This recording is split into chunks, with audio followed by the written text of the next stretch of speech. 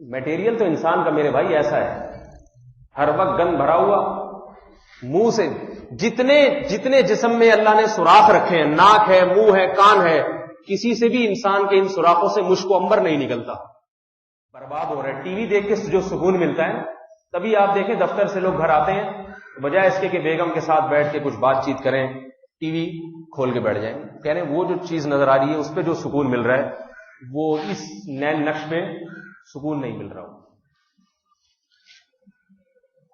الحمد لله نحمده ونستعينه ونستغفره ونؤمن به ونتوكل عليه ونعوذ بالله من شرور أنفسنا ومن سيئات أعمالنا من يهده الله فلا مضل له ومن يضلل فلا هادي له ونشهد أن لا إله إلا الله وحده لا شريك له ونشهد أن سيدنا وحبيبنا وشفيعنا وسندنا محمدا عبده ورسوله صلى الله تعالى عليه وعلى آله وأصحابه وبارك وسلم تسليما كثيرا أما بعد فأعوذ بالله من الشيطان الرجيم بسم الله الرحمن الرحيم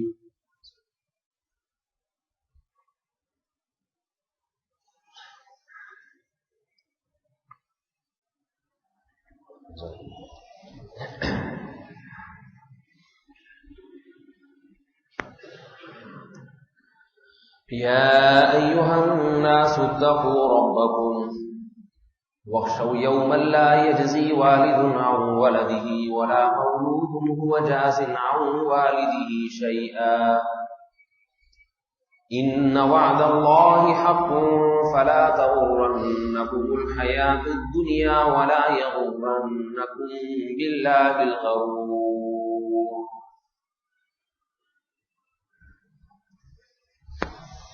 إن الله عنده علم الساعة وينزل الغيث ويعلم ما في الأرحام وما تدري نفس ماذا تكسب غدا وما تدري نفس بأي أرض تموت إن الله عليم خبير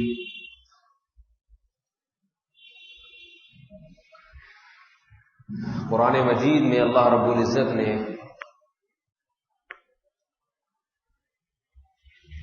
آخرت کے وجود اور آخرت کی ہونہگیوں کو بہت اہتمام کے ساتھ اور بہت کثرت کے ساتھ بیان فرمایا ہے۔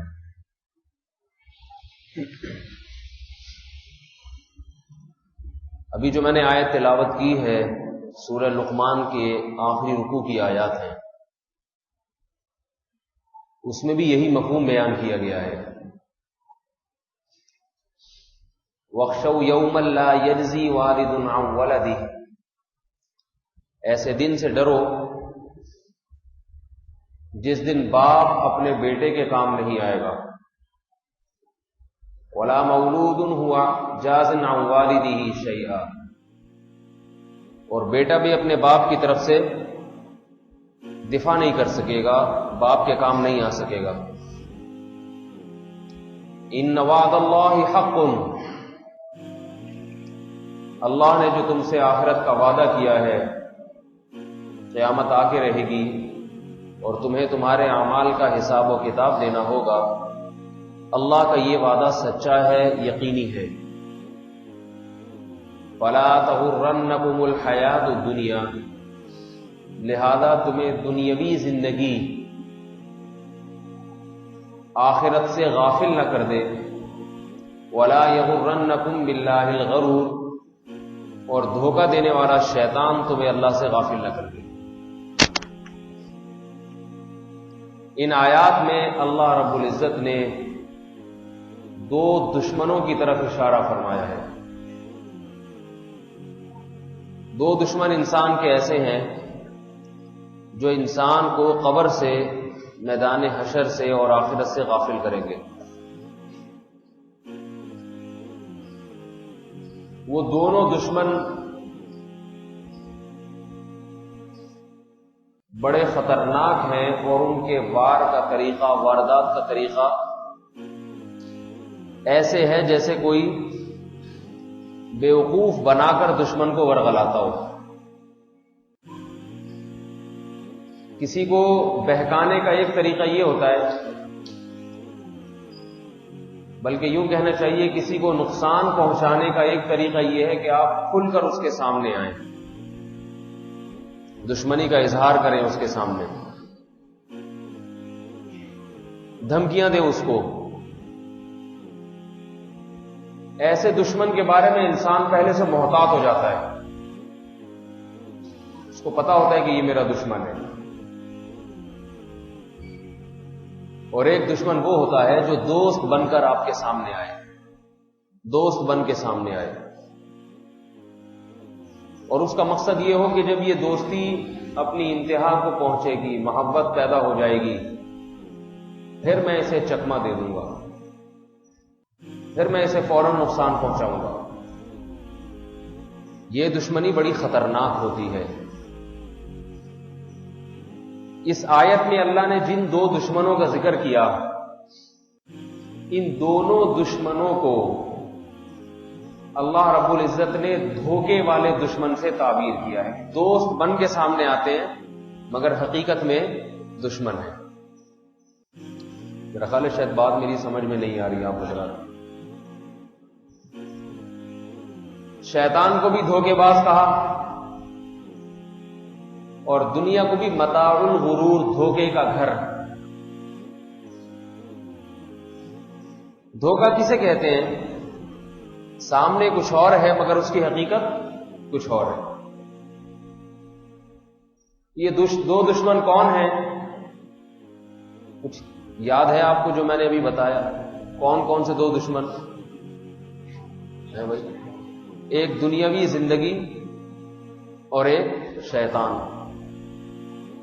شیطان تو نظر نہیں آتا لیکن دنیاوی زندگی بہرحال نظر آ رہی ہے.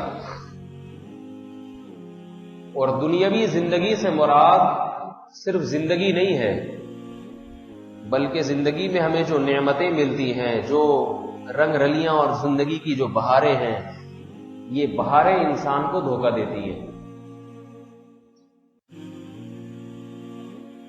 دولت، گاڑیاں، بنگلے، مارکیٹیں، تجارتیں، جوانی، خوبصورتی، عورت،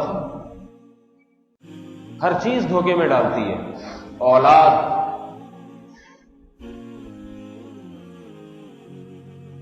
اللہ تعالیٰ نے ان کو متاع الغرور، دھوکے کا گھر.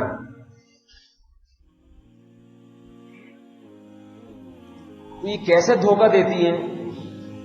دیکھیں، اگر یہ کھل کے سامنے آتی دنیا، چڑیل کی شکل میں آتی ہمارے سامنے، دنیا کی نعمتیں ہمارے سامنے چڑیل اور جنات اور بھوتوں کی شکل میں آتی، ہم سب بھاگتے. یقین ہو جاتا یہ ہماری دشمن ہے، نقصان پہنچائے گی. لیکن دنیا چڑیل کی شکل میں نہیں آتی. دنیا جو ہمارے سامنے آتی وہ چڑیلوں کی شکل میں نہیں آتی. وہ آتی ہے 18 لاکھ کی لمبی لمبی گاڑیوں کی شکل میں. وہ آتی ہے خوبصورت مارکیٹوں کی شکل میں. غریب آدمی جب کسی بہترین مارکیٹ میں جاتا ہے، طرح طرح کے ملبوسات لٹکے ہوئے دیکھتا ہے،